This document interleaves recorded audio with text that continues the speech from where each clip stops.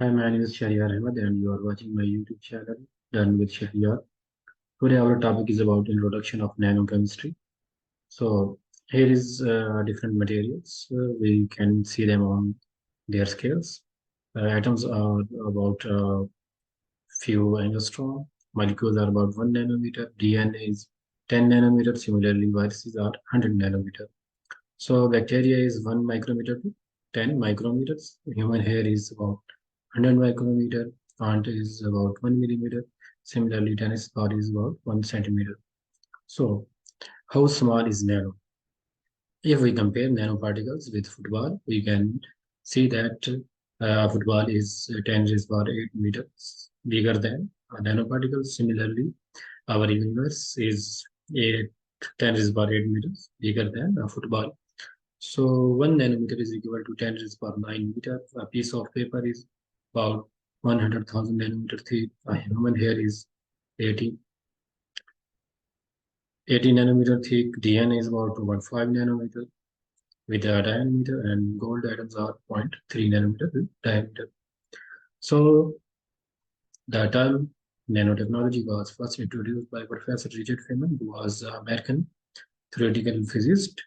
So he gave an idea. There is a plenty of room at the bottom, which was actually talking about nanoparticles. So if we move from bulk materials to nanomaterials, so we can see a lot of new things. So what are nanomaterials? If we think, what are nanomaterials? Nanomaterials are those materials which having at least one dimension in nanometer scale. So what is nanometer scale?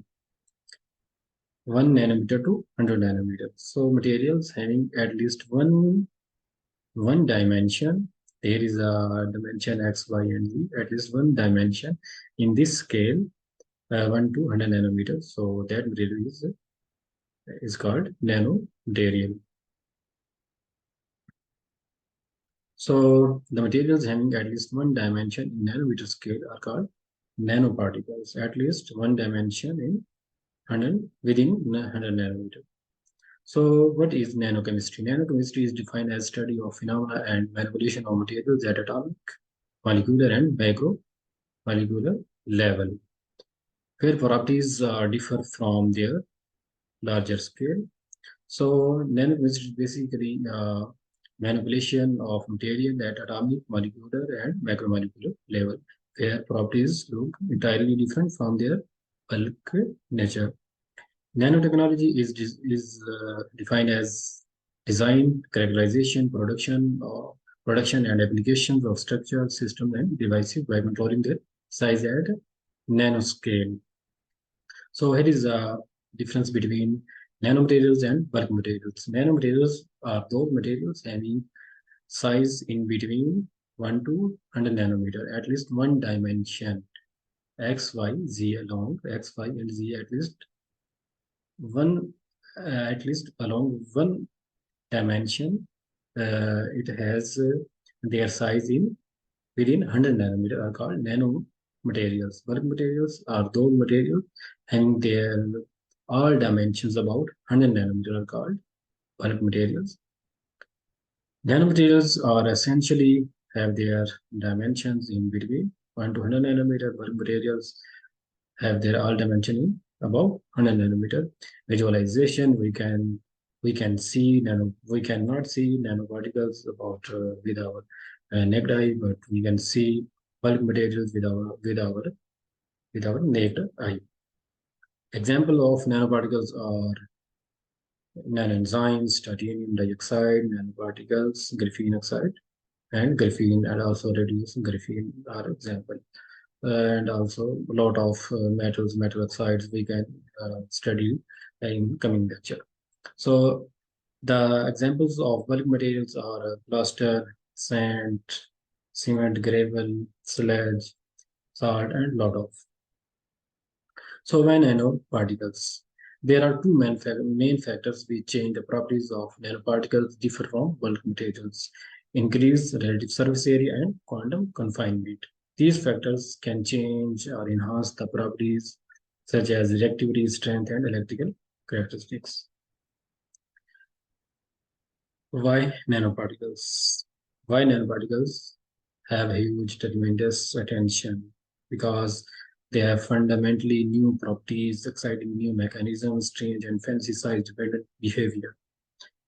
So if we compare this bulk material, this huge big size ball with this small ball, uh, we can see that this large size ball look like a large surface area, but in fact, if we compare this surface area as compared to whole bulk material comparison, so this surface area is smaller. But if we can compare its surface area with whole its volume, so this surface area is comparatively higher than this surface area.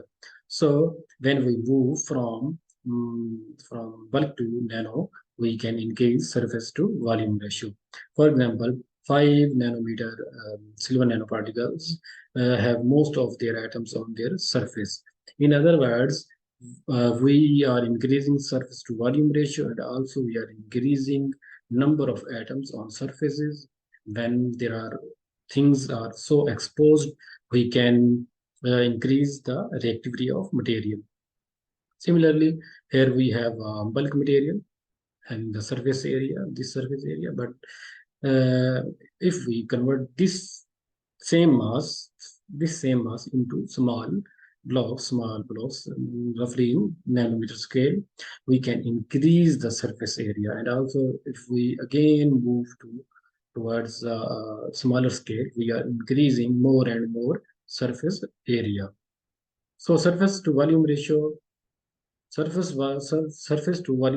of nanomaterials is relatively larger than that of bulk materials of same mass, which increases the chemical reactivity, effectiveness, strength, and electrical properties.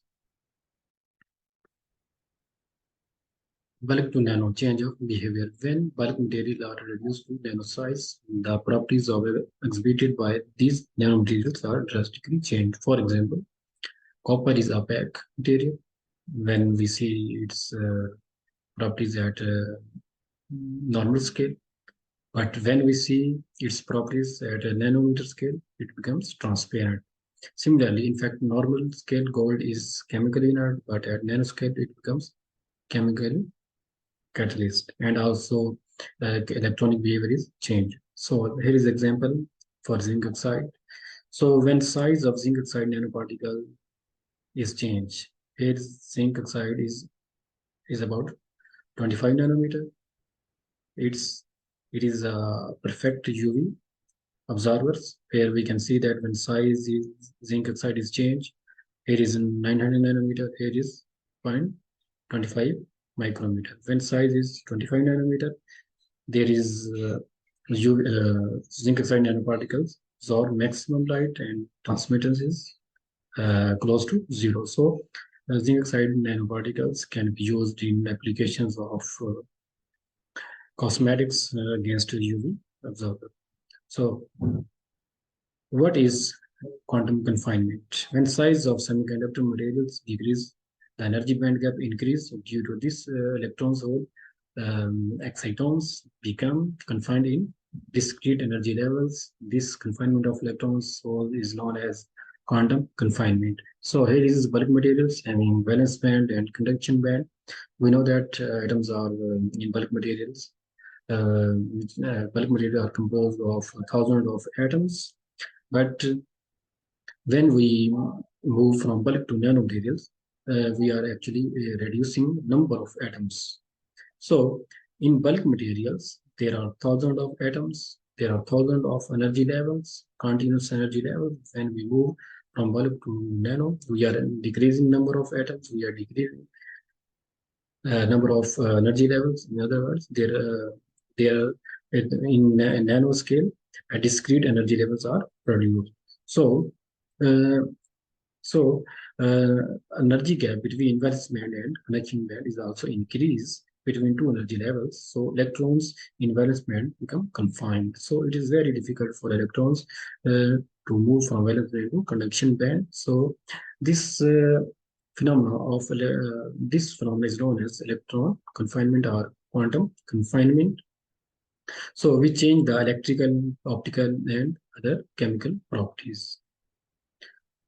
So, quantum confinement can be observed once diameter of particle is of the same magnitude as the wavelength of electron wave function. Electron are fully confined in all directions, quantum dots less than 10 nanometer. So these are very small nanoparticles. Electrons are fully confined. Quantum confinement is responsible for increase of energy difference between energy state and band gap. So when electrons become fully confined, so energy gap between two states increase. In other words, electron become fully confined. So in this way, electrons need high energy for movement of electron from valence to conduction band, and also the emission energy is also increased. So optical properties are also changed. A phenomena tightly related with optical and electronic properties of materials. When materials are this small, their electronic, mechanical, optical properties deviate from those of bulk materials. So here is uh, red nanogold particles are about 20 nanometer wide. The orange nano gold particles are about 80 nanometers. Uh, this change of behavior is due to electron confinement. So when we move from bulk to smaller size nanometer scale, the color of vials also change. So this is also due to electron confinement. So thank you.